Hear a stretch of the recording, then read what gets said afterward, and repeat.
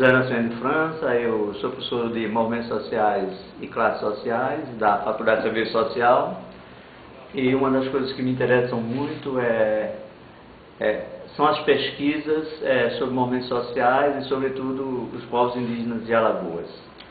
A história dos povos indígenas de Alagoas é uma história de perseguição, entendeu? E de extermínio, que começou com a invasão do Brasil, quando os portugueses vieram e tomaram suas terras. Nesse processo, muitos índios foram dizimados, outros foram escravizados e tantos outros fugiram para o interior do Brasil no sentido de se proteger. E nesse aspecto eles negaram a sua etnia e assumiram as características culturais de camponeses pobres brasileiros. Aqui mesmo em Alagoas, praticamente não, um povo foi dizimado como os caetés por terem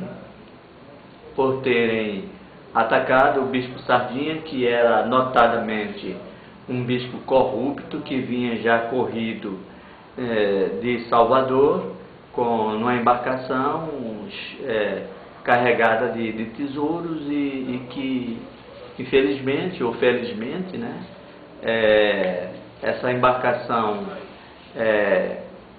teve uma pane e parou em Alagoas e foram, digamos assim, comidos literalmente pelos índios. Mas essa questão tem que ser vista do ponto de vista religioso, antropológico, etc., né?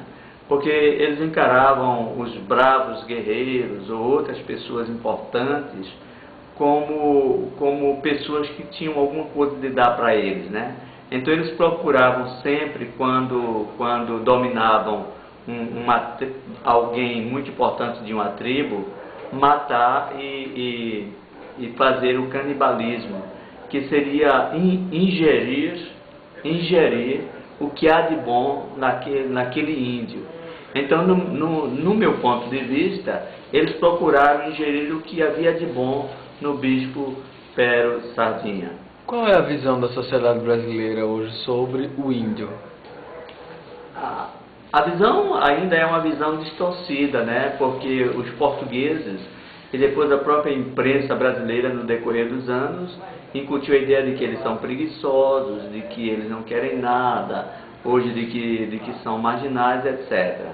Voltando um pouco à questão do canibalismo e do fato dos índios caetés terem comido o bispo Pero Sardinha, a gente vê que nas religiões e até mesmo no catolicismo, a gente vê como os cristãos hoje comem o corpo de Jesus Cristo, né?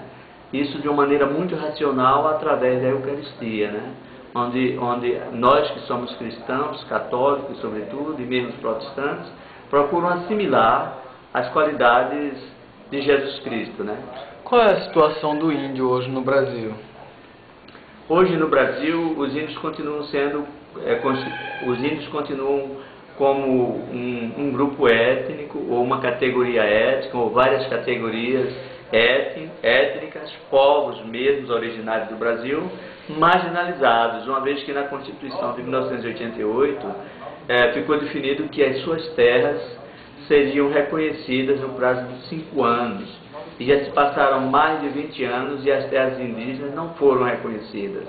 Bem poucas terras foram reconhecidas.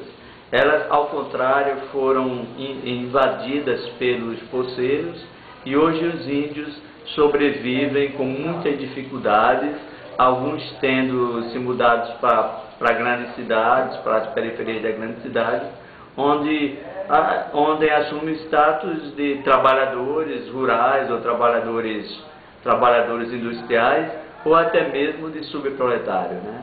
Então eles são altamente discriminados. Certa vez eu encontrei com um senhor, com um jovem, e percebi que ele tinha características indígenas. Eu perguntei para ele: o senhor é índio? E ele disse: realmente sou. E eu perguntei: mas como é que o senhor se sente índio? Ele disse: não, eu não me sinto índio, né? Mais ou menos isso. Ele disse que ser índio chegava para ele como ser marginal, entendeu? Como ser maconheiro, ser reconhecido maconheiro pela população, isso em Maceió.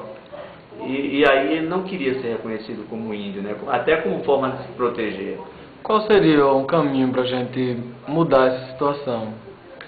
O caminho de recuperação da dignidade dos povos indígenas é a sociedade civil organizada, os movimentos sociais, enfim, se reunirem e ajudarem os índios também na sua luta pela retomada das terras. Porque as terras do Brasil pertenciam aos povos pré-colombianos, né? Foram os portugueses e depois os descendentes dos portugueses que invadiram as terras dos povos pré-colombianos. Então eles têm terras tradicionais, então nós temos que fazer cumprir os dispositivos constitucionais que garantem a terra.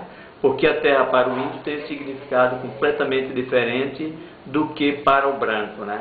A terra para o índio é como se fosse a mãe, né? Como se fosse a geradora de toda a vida, de toda a cultura, etc. O índio não pode viver sem a terra, né? Então o grande objetivo, a grande tarefa da sociedade brasileira, sobretudo da sociedade civil organizada, é apoiar os índios na sua luta pela reconquista da terra, para que eles possam com isso reconstruir a sua cultura e fazer sobreviver as suas etnias, né? Porque não existe só um povo indígena, né? Existem vários povos indígenas no Brasil, né?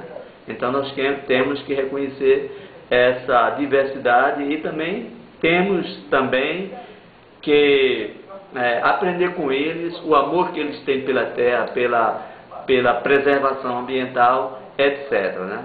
Porque eles sobrevivem na terra, mas eles sabem conviver com a terra sem destruir com a terra, o que é diferente do que a gente aprendeu com os portugueses, de só querer fazer da terra uma exploração da terra. Enfim, tratar a terra como uma prostituta que só nos dá prazer e que a gente não cuida dela, né?